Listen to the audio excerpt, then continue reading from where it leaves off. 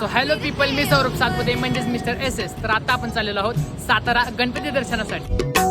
छुम छुम पायी वाजे घुंगुर गिरकी घेता